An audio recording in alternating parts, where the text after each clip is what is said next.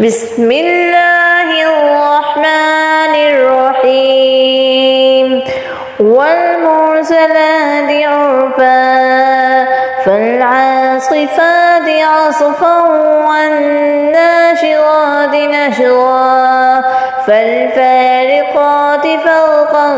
فالملقيات ذكرا عذرا أو نذرا إنما توعدون لواقع فإذا النجوم طمست وإذا السماء فرجت وإذا الجبال نسفت وإذا الرسل أقتت لأي يوم أجلت ليوم الفصل وما أدراك ما يوم الفصل ويل يومئذ للمكذبين ألم نهلك الأولين ثم نتبعهم الآخرين كذلك نفعل بالمجرمين ويل يومئذ للمكذبين ألم نخلقكم من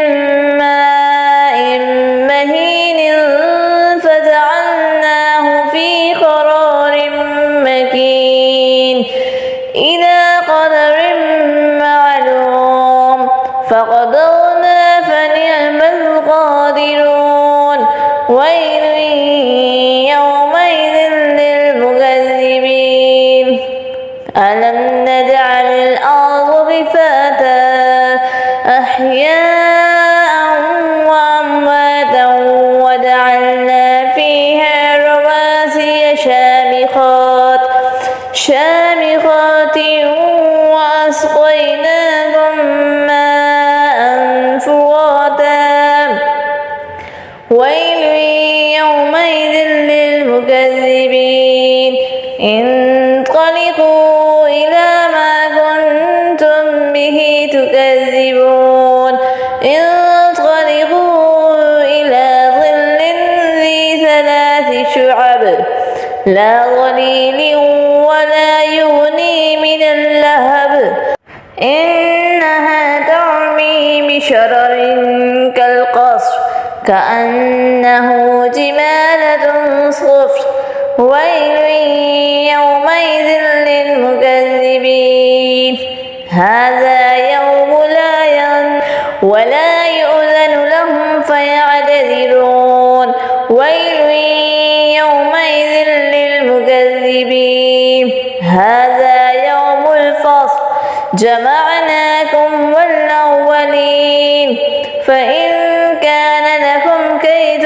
فكيدون ويل يومئذ للمكذبين إن المتقين في ظلال وعيون وفواكه مما يشتهون كلوا واشربوا هنيئا بما كنتم تعملون إنا كذلك نجزي المحسنين ويل يومئذ للمكذبين كلوا وتمتعوا قليلا إنكم مجرمون ويل يومئذ للمكذبين وإذا قيل لهم اركعوا لا يركعون ويل يومئذ للمكذبين فبأي حديث بعده يؤمنون صدق الله